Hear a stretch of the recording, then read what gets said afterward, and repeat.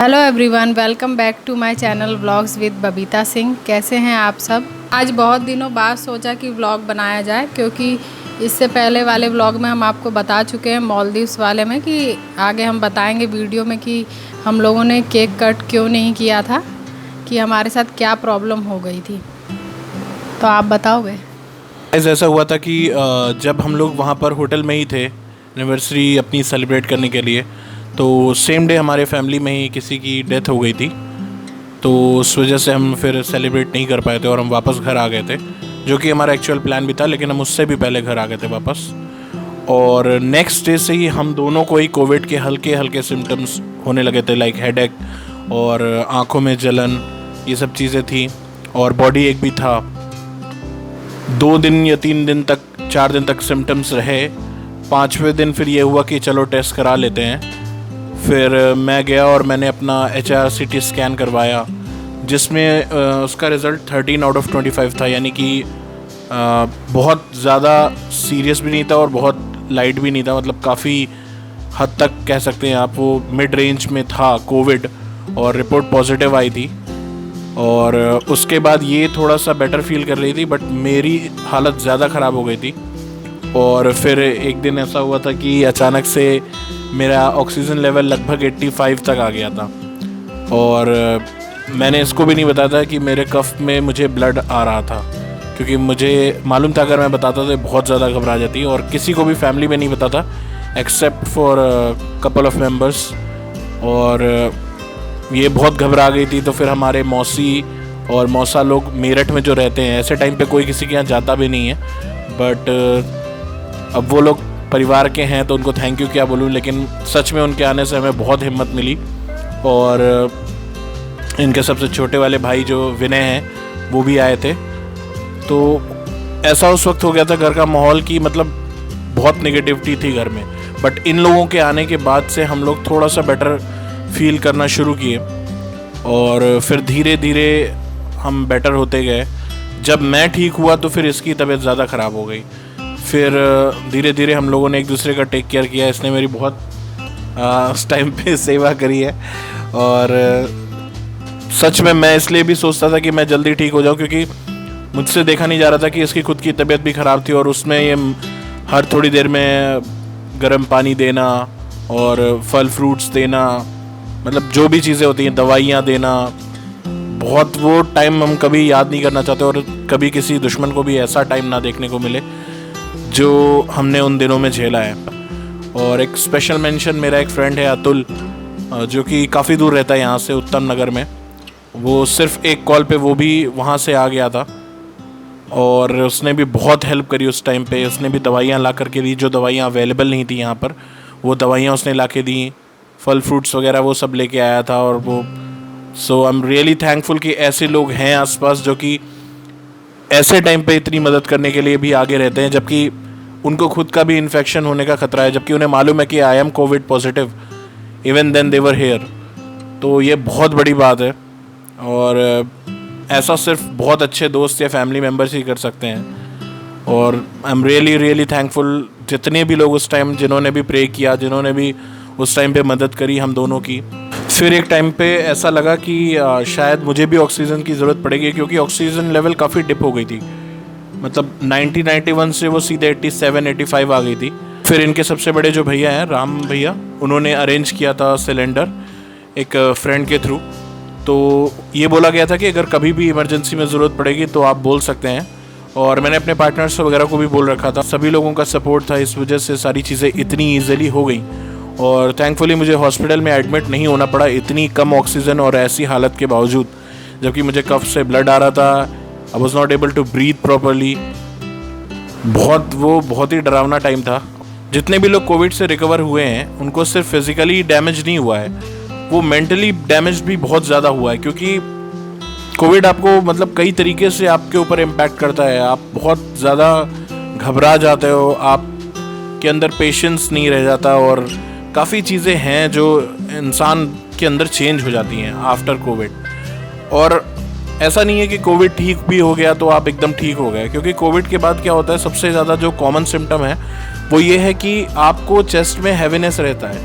Like अगर आप कुछ भी हल्का सा भी भारी काम करोगे तो आपको चेस्ट में हैवीनेस रहेगा। कई बार ऐसा रहता है कि एकदम से हैवीनेस फील हुई और फिर वो 24 आवर्स तक रहेगी लगातार। ऐसा लगता है कि यहाँ पे फूड पाइप में कुछ अटक गया है, ऐसा लगता है कुछ यहाँ पे रखा हुआ है। यू कैन एग्जैक्टली फील कि चेस्ट के बिल्कुल सेंटर में आपको कुछ वहाँ पे अटका हुआ है। अलग अलग लोगों को अलग अलग तरीके के सिम्टम्स होते हैं, बट ये सबसे ज़्यादा कॉमन सिम्टम है जो कि मैंने अपने जितने भी जिनको भी हुआ था उनसे पूछा, जितने भी फ्रेंड्स रिलेटिव्स थे, तो ये सबसे कॉमन फैक्टर निकला। और मुझे भी ये कई बार होता था, इसको भी कई बार होता था, और फिर वो धीरे धीरे टाइम के साथ अपने आप ठीक होता है। जब मैंने कोविड का फर्स्ट डोज लिया वैक्सीन का, तो उसके बाद से वो चीज़ें मेरे अपने आप ठीक हो गई और टचवुड तब से मुझे कभी भी वो हैवीनेस नहीं हुई है। और मैंने पढ़ा भी था इसके बारे में कि जो भी लोगों को ये ऐसी प्रॉब्लम रही है, उन्होंने जब भी वैक्सीन ले ली है तो उसके बाद से उनको ऐसी प्रॉब्लम धीरे धीरे कई लोगों को ख़त्म हो गई, कई लोगों को कम हो गई है। तो अगर मैं अपनी बात करूँ तो मुझे उसके बाद से ये हैवीनेस तो बिल्कुल भी नहीं लगी। तो यही सब चल रहा था हमारी लाइफ में, जिसकी वजह से हम लोग कोई भी वीडियो नहीं बना पा रहे थे, क्योंकि हमारी ऐसी हालत ही नहीं थी कि हम कुछ भी शूट कर पाएँ। और फिर धीरे धीरे हम दोनों ठीक होते गए। उसके बाद ये हुआ कि घर का माहौल काफ़ी अजीब सा हो गया था, काफ़ी नेगेटिविटी सी लगती थी घर में। तो फिर ये हुआ कि हमें अपना माहौल चेंज करना था। तो उस बीच में हम लोग फिर भोपाल गए। गाइस, हम लोग पहुंच चुके हैं भोपाल और मैडम बहुत खुश हैं अपने मायके आकर के। अभी हम लोग कैब का वेट कर रहे हैं और ये सुबह लगभग 5:30 बज रहे हैं और बहुत अच्छा वेदर है। Train number 02626 new Delhi Trivandrum special express from new Delhi to Trivandrum via Itarsi Nagpur Malhasha has arrived on platform number 1. We welcome all passengers to Bhopal railway station. Thank you. कृपया ध्यान दीजिए गाड़ी संख्या 0। ऐसा लग रहा है आपको मायके में आकर?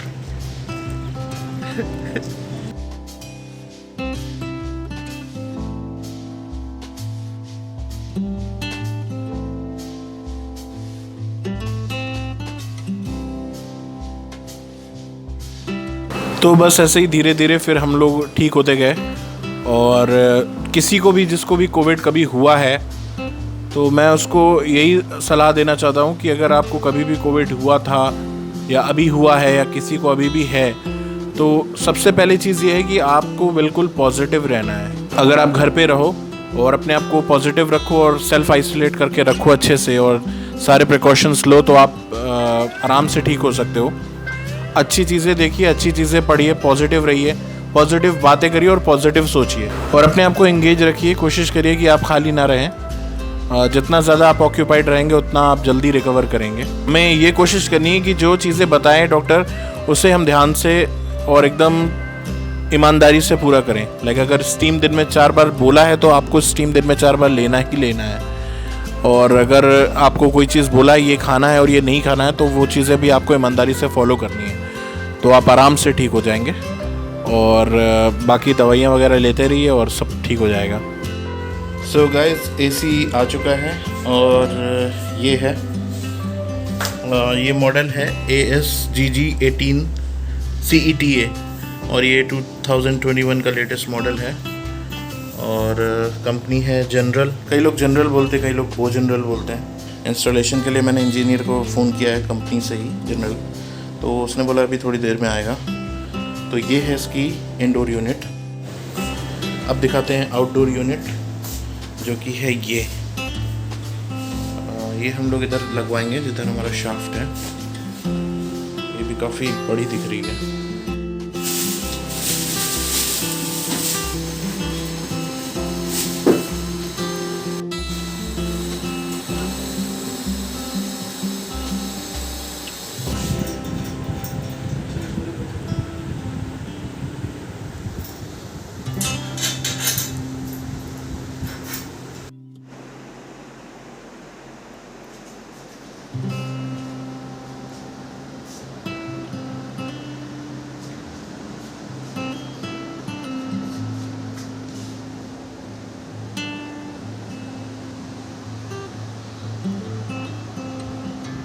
और एसी हमारा इंस्टॉल हो चुका है। ये एसी जो है इसका मॉडल है ASGG 18CETA।